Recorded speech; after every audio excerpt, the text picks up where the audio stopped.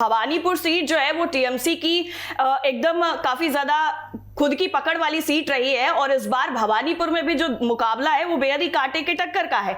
अगर देखिए भवानीपुर की बात करें तो टीएमसी की ये पारंपरिक सीट है, तो इसलिए भवानीपुर का मुकाबला भी बेहद ही चौंकाने वाला भी है और बहुत सारी नई चीजें भी लेकर के आने वाला है। तो भवानीपुर जो है वो बहुत ही ज्यादा, क्योंकि देखिए पश्चिम बंगाल की जो मुख्यमंत्री हैं ममता बनर्जी, उनके लिए भी ये बेहद ही अहम है भवानीपुर, और भवानीपुर से उनका बड़ा रिश्ता रहा है। भवानीपुर कोई छोटी मोटी सीट नहीं है, भवानीपुर एकदम अस्तित्व की लड़ाई कह लीजिए आप, तो वो नजर आ रही है। और लगातार बहुत ही ज्यादा जो हॉट सीट है, जैसा मैं आपको बताऊं कि हॉट सीट है, और इस सीट पर चाहे बीजेपी हो, चाहे टीएमसी हो, चाहे ममता बनर्जी हो या फिर कोई और हो, इस सीट पर हमेशा से सबकी नजर रही है, लेकिन ये खाते में टीएमसी के ही गई है। और इस बार इस सीट को बचाने की जो जद्दोजहद है वो टीएमसी की तरफ से पूरी की गई है। साथ ही साथ बीजेपी ने भी पूरा एड़ी चोटी का जोर लगाया कि ये सीट पर अपनी बढ़त बनाए, लेकिन क्या वाकई पश्चिम बंगाल की जनता भवानीपुर में किसी और को पसंद करेगी?